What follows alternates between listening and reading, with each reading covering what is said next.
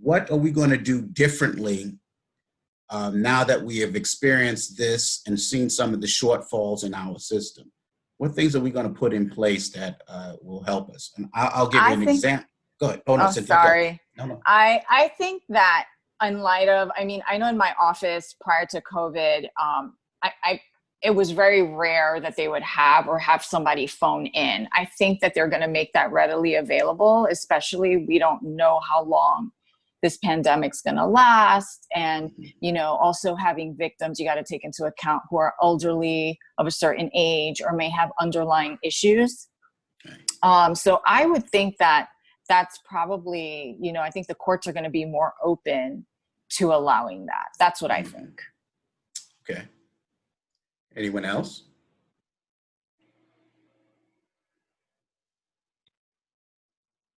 Okay.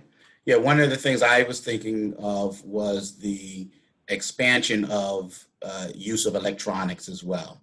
The idea that I can now, I think I see my state's attorneys or speak to them more often than I used to. We would usually send a telephone call, it would go to the voice machine.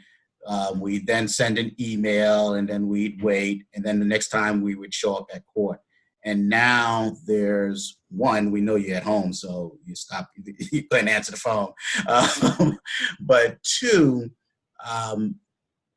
when I can sit down and we can then have a conversation back and forth without the inconvenience of the 20-minute ride to Anne Arundel County or the hour-and-a-half ride to Baltimore City, 6-minute ride down to Prince George's County,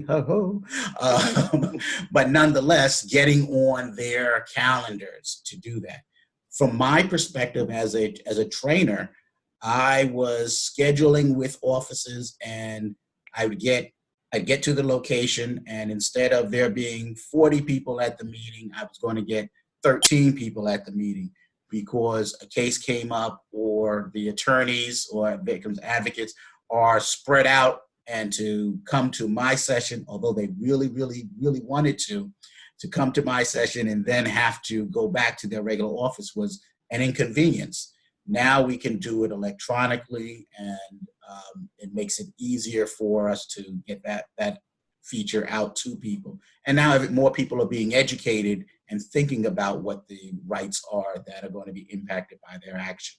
So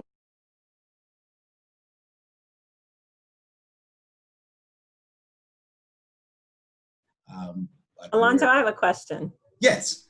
So I am concerned if one of my victims or family members comes to the door, they're asked all the questions, their temperature's taken, and for whatever reason, judicial doesn't let them come through. What are we going to do? Or do I just call Johan? Calling Johan is always a good answer. Oh, Pauline. I'll let Pauline jump inside here. I have an answer, but let's Pauline Mandel, who's our Director of Legal Services for Maryland Crime Victims Resource Center. Good to have you on, Pauline. Well, I know. Kurt, can you hear me? Hello? Yes, we can hear you. Okay. Well, Kurt was saying that Steve, what's his name? Crow? The head of the state. Steve Crow was talking about that this morning. Mm-hmm. And the fact that with the Antoine case that came down, that victims have the right to be present, they have the right to be there. So if that would happen, the state's attorneys have been instructed to ask for a continuance. Right. If the victims are not able to be there. So we had a case come down from the Court of Special Appeals on victims' rights to be in the courtroom or to be present at the hearing, and that was not, that's not just a convenience for victims, that it is a victim right and that is to be taken seriously. So, Jill, that may be the answer to your question, because apparently Steve had that conversation today with all of the state's attorneys' offices about, making sure that victims are, involved in the process. you know, because if they aren't, it's going to have to be redone or whatever in the long run. So what was that So, meeting today about? It was just like an update or something that all states this attorneys. was an update. This was the GOCCP has a quarterly phone call with all the directors and stuff like that. And Steve was on the call and was apparently talking about this, and that he had handed this out to all of his state's attorneys.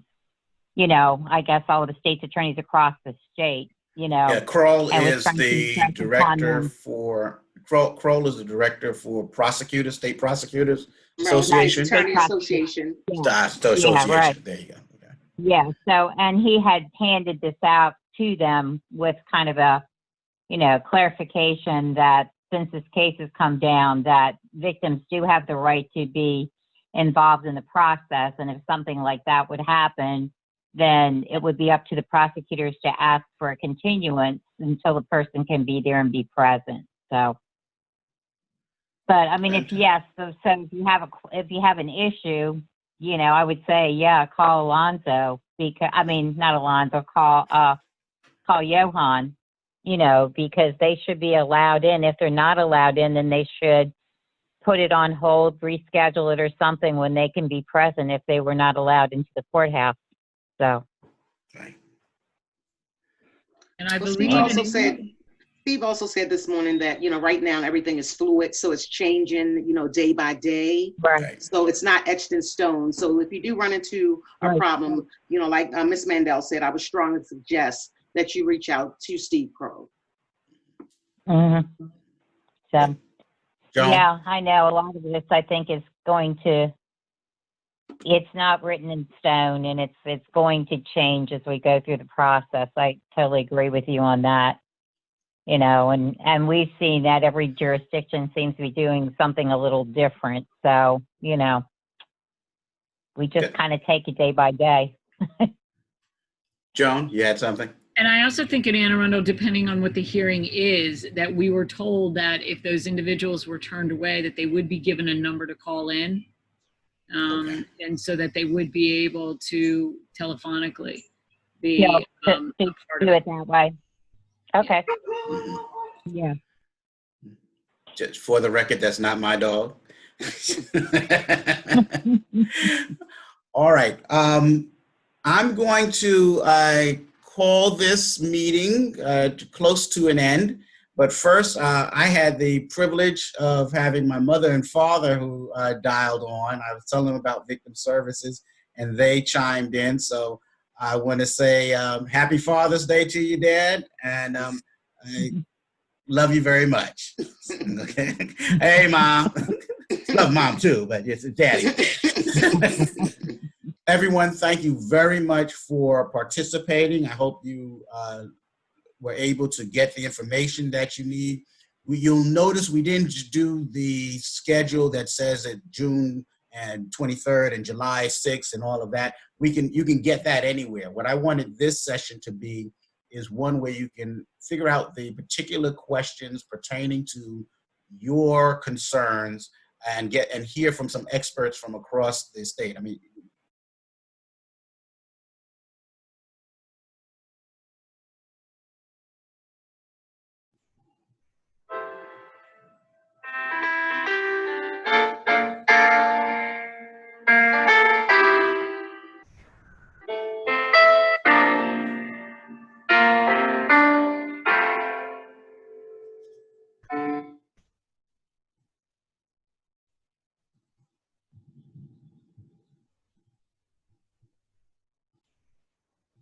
Securing Crime Victims' Rights During a Pandemic, a panel discussion on victims' rights brought to you by the Maryland Crime Victims Resource Center.